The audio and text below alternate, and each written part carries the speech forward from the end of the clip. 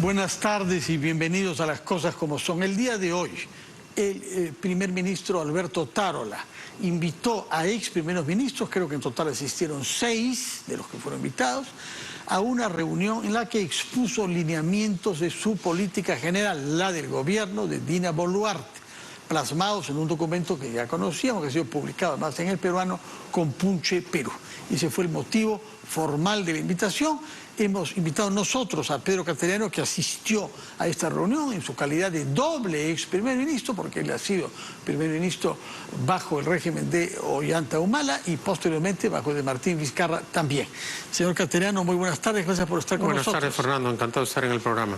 ¿Qué motivación percibe usted que el señor Otárola tuvo para convocar esta reunión a la que asistió usted junto a un ex primer ministro de la época de Toledo, 2 de la época de Alan García y usted junto a Juan Jiménez Mayor de Ollanta Humala?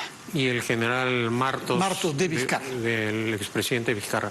Bueno, yo creo que tenía la intención de explicar el plan de gobierno y aparentemente se desprende de esta explicación,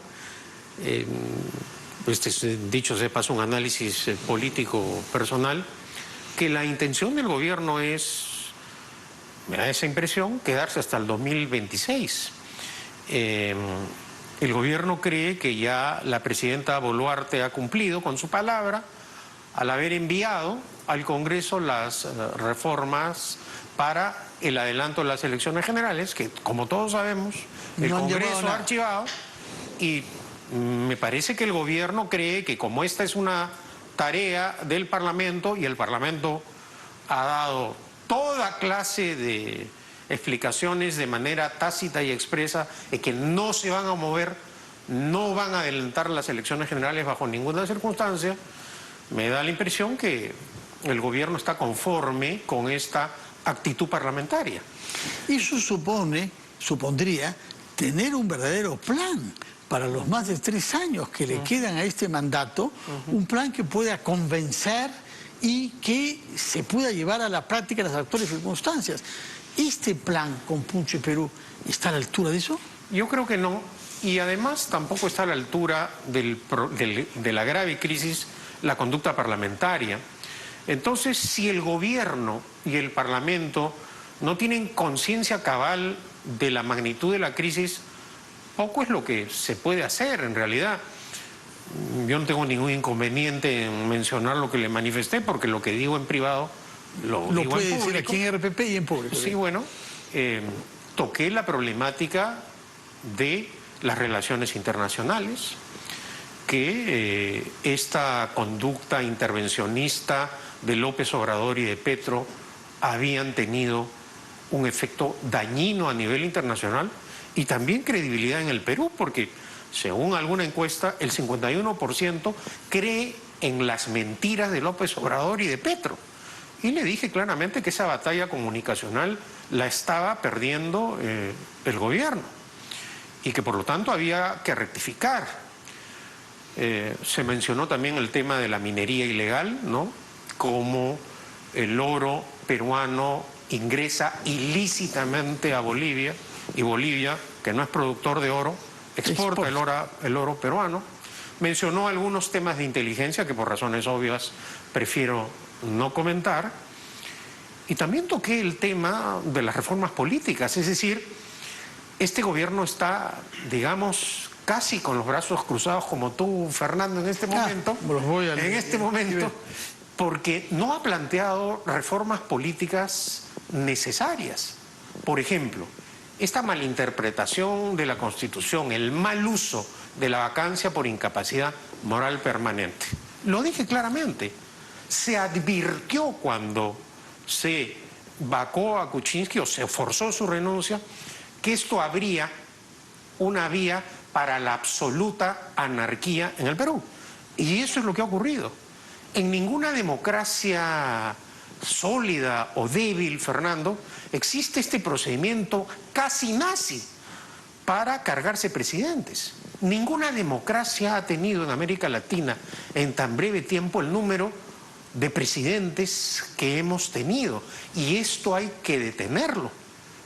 Y creo que acá tiene una responsabilidad. Si el Parlamento no quiere reformar este artículo constitucional porque implica una pérdida de poder, entonces que se establezca el impeachment o juicio político como en el sistema presidencial, pero no contar con este procedimiento que genera, es decir, esta semana la noticia a nivel internacional va a ser nuevamente que la izquierda pide la vacancia de la señora Boluarte. Dicho sea de paso, Fernando, esa izquierda que convierte en monstruos a sus elegidos. Hoy en día uno no puede mencionar el tema Fujimori porque lo acusan de fujimorista. Pero ¿quién eligió a Alberto Fujimori, Fernando? La izquierda, con el apoyo del APRA liderado por Alan García, para impedir la victoria de Mario Vargas Llosa. Luego, ¿cuáles fueron las consecuencias de ese acto político que lideró García? El deterioro de la democracia peruana. Esta izquierda también, Fernando, ha votado por Castillo y por la señora Boluarte, porque no es, dicho sea de paso, una grave equivocación de la presidenta decir que se vota por el presidente y que la campaña es diferente. No, se vota por una fórmula. Y cuando usted le dio todos estos argumentos al señor Otárola, ¿qué le contestó? Bueno, que tomaba nota al final de todas las intervenciones. Tomaba nota. Tomaba nota. De acuerdo. Ahora, usted dice... Este tema de Fujimori y de la señora Boluarte no lo toqué, ¿no? Sí. Esa colación a raíz de lo que estamos conversando. De acuerdo. Ahora, usted dice bien que ha habido una retórica muy, digamos, activa de la parte de López Obrador y también del presidente colombiano Gustavo Petro. Pero respecto de la inserción internacional y la imagen del Perú, hay otros actores también, felizmente no hay ellos dos, ni el Departamento de Estado de Estados Unidos, el Papa, la ONU, que se han centrado en el problema de los muertos, la cantidad excesiva de muertos. ¿Ese tema fue abordado en la reunión de hoy? Ese tema lo toqué. Le mencioné que no era posible en democracia ese número de muertos y que el gobierno debe una explicación a la ciudadanía y a la comunidad internacional sobre lo que ha pasado. ¿Y quién le contestó a ese punto preciso? Y además, porque este asunto no solo ha generado conmoción nacional, sino internacional, y es motivo, o ha sido motivo de indagación en la OEA, y también está en trámite en la Comisión Interamericana de Derechos Humanos. El expresidente del Consejo de Ministros, Juan Jiménez, apoyó mi planteamiento, él amplió y destacó la importancia de decir la verdad, que en democracia la autoridad de un origen legítimo no puede ocultar la verdad. En este caso sobre el uso excesivo de la fuerza. Y la cantidad de muertos. Es decir, un ministro de Defensa sabe lo que ocurrió luego de un operativo, porque tiene todo el poder para recibir la información no solo del jefe del Comando Conjunto y de los comandantes generales, sino también si el ministro considera que la información que ha recibido es insuficiente, puede llamar a los oficiales y puede llamar a los jefes en el terreno. A los jefes, cosa que ha ocurrido. Entonces, el gobierno simplemente no ha dado acá explicaciones valederas, creíbles. Y este es uno de los graves problemas que tiene en el manejo también de las relaciones exteriores y que aprovechan López Obrador y Petro. Pero hay un fundamento ahí real, independientemente de lo falso que puede ser lo que dice López Obrador y el señor Petro. Ahora, el problema grave es que el ministro de Defensa de la época es el que lo ha invitado a usted hoy, es el actual primer ministro. Entonces, aparentemente hay un conflicto ahí, sea que no se previó la magnitud de la reacción que las muertes podían causar. Y además, Fernando, es un tema en el cual, de acuerdo a la Constitución, la responsabilidad política la tienen los ministros de Estado, por separado o el gabinete en su totalidad. Entonces, acá sí hay un aspecto que es crítico.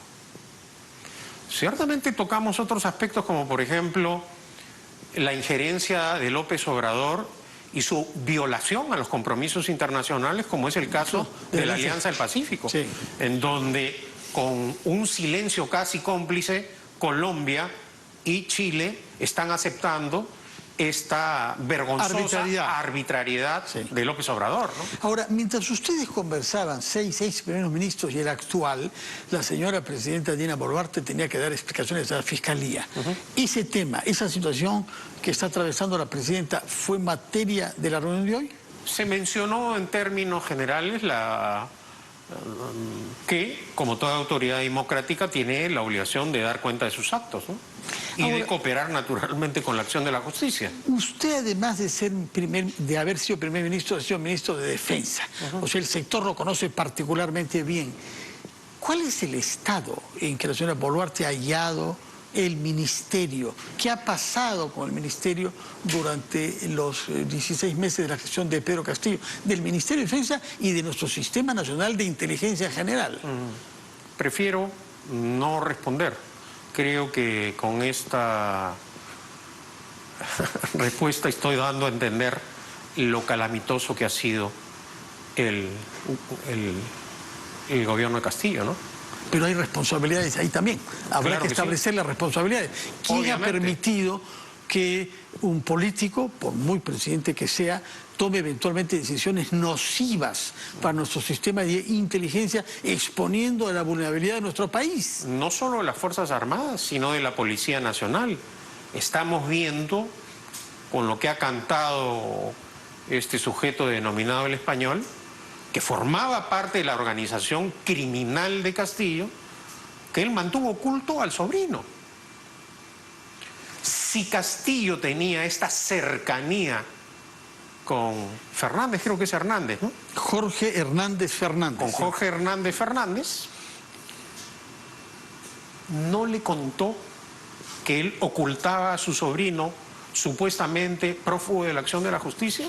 Y yo creo que este es otro aspecto penal que agrava más la conducta delictiva de Castillo, ¿no? Acá ha habido, por lo tanto, una organización criminal que no solo buscaba romper el orden constitucional, sino que en la práctica actuó para copar primero la Policía Nacional y seguramente de manera posterior las Fuerzas Armadas. Pero hay que señalar, Fernando, en este contexto, que de todo lo malo ocurrido, felizmente, las Fuerzas Armadas no apoyaron la iniciativa golpista de Castillo, ¿no? De acuerdo. Ahora bien, ¿cómo explica usted que hayan pasado 3 meses y medio y que haya hecho falta que se produzca la crisis de la semana pasada para que el gobierno actual cambie al comandante general de la policía y se haga patente que han habido disfuncionamientos, por decirlo suavemente, disfuncionamientos graves en la conducción de la policía? Bueno, no hay que olvidar, Fernando, que la presidenta Boluarte formó parte del gobierno de Castillo, es decir, cuando fue ministra de Estado, a lo largo de todo el tiempo que se desempeñó como presidente Castillo, ella en las peores circunstancias guardó silencio. Yo no soy de los que cree que ella de la noche a la mañana se ha convertido en una demócrata ejemplar, no. Ella ciertamente ha defendido el orden constitucional, sin duda alguna. Ella ha accedido legítimamente y su sucesión constitucional la convirtió en presidenta de la República. Pero de ahí a creer que estamos frente a la Mujer Maravilla, a la Beata Boluarte, como diría un ex parlamentario, tampoco. Bueno, han habido también algunos casos que han dado lugar a investigaciones de su gestión como presidenta ya, vinculadas a personas allegadas a ella, ¿no? Bueno, y además que por lo menos refutan los testimonios originales de la presidenta. Y yo creo que esta situación agrava desde el punto de vista de la credibilidad, Fernando, porque uno de los graves problemas que tiene la presidenta Boluarte es que la gente no confía en ella. Esto se refleja en las encuestas. En la de ayer del IEP es bastante patente. Bueno, no llega al nivel del Parlamento, que ya... No, 6% de respaldo. Ya creo que es una situación patética. Y eso antes de los allanamientos, ¿ah? Antes de los allanamientos. Patética, pero comprensible, ¿no? Porque el comportamiento del Parlamento también, Fernando, esto de encubrir a los niños de Acción Popular, esto de no permitir la acción de la justicia, ha traído estas consecuencias. Entonces, si hacemos un análisis sereno, con un gobierno desgastado, sin credibilidad, sin apoyo, y con un Parlamento con una reputación, digamos, de 6%. Vergonzosa, yo no sé cuál es el planteamiento de la presidenta Boluarte para salir de esta crisis política, cuando aparentemente han descartado el anticipo de las elecciones generales, tanto a nivel parlamentario en este como plan, gobierno. Se supone que hay algunas respuestas, porque hay un capítulo que es paz social y gobernabilidad, el primero, el segundo es concertación y diálogo nacional. Mucho diálogo no se ha visto, y bienvenido el que han sostenido ustedes 6 con el primer ministro actual, pero un diálogo entre los actores políticos no se ve, ¿no? Bueno, el diálogo es fundamental en democracia, Fernando. Uno puede estar en contra, puede tener posiciones opuestas, pero en circunstancias como estas hay que abrir el espacio. Y yo creo que el gobierno tiene la obligación de dialogar. Ahora, si va a dialogar con la intención de persuadir y convencer que ya no son necesarias las elecciones generales anticipadas, creo que va en contra de un grupo mayoritario de la ciudadanía que considera que eso debe ocurrir. Ahora, ¿cómo debe ocurrir, Fernando? Con reformas políticas. ¿Cuáles? Usted ha mencionado yo una. creo, por ejemplo, el tema de la incapacidad moral, es decir, zanjar el debate jurídico o restablecer, o mejor dicho, establecer el juicio político o impeachment para que el presidente pueda ser acusado constitucionalmente durante su mandato. El restablecimiento del Senado también me parece algo importante que no da la impresión de ser un tema tampoco de interés en el Parlamento. Y de otro lado, creo, Fernando, que el tema de la gestión pública tiene que ser debatido con franqueza. Hoy mencionó, por ejemplo, el presidente del Consejo de Ministros, Otárola, el tema de la situación del agua potable en Juliaca. Y yo le dije que no solo era el tema en Puno. ¿Sabes cuántas empresas públicas tiene Puno, no? Sí. 5 empresas públicas. Sí. El año pasado se le asignó 1.106 millones de soles. Ejecutaron 166. En los últimos 5 años, 2.600 millones de soles que ha dejado de ejecutar el gobierno regional de Puno. Pero esto es a nivel nacional. Tenemos 50 empresas públicas prácticamente quebradas, manejadas políticamente.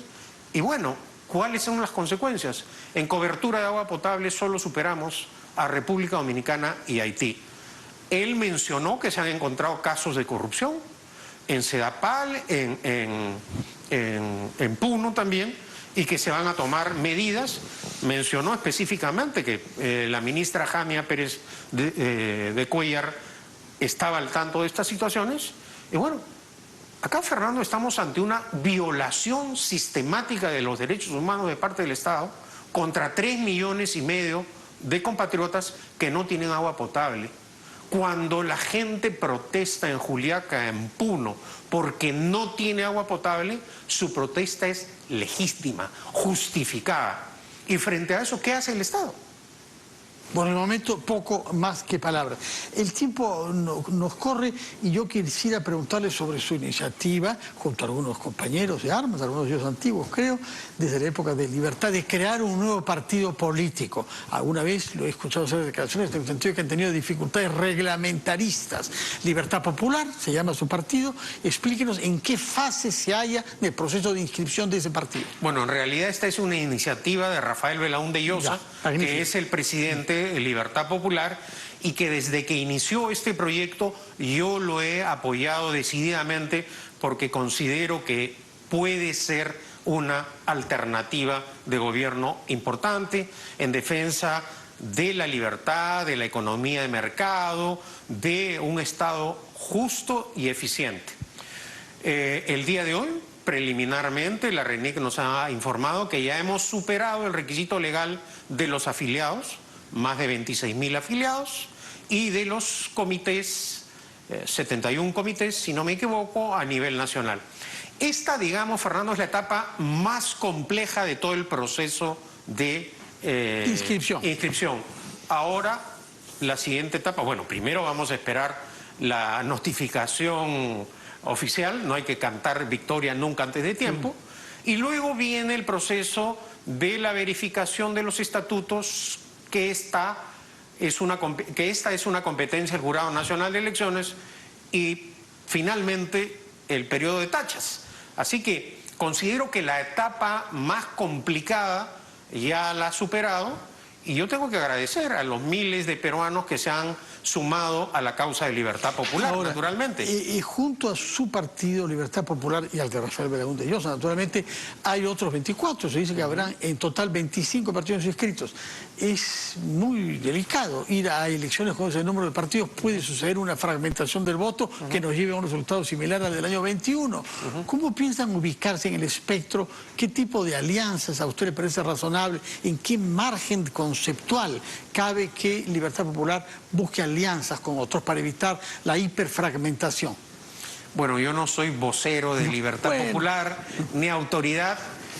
Debo actuar con cautela y respeto a la autoridad.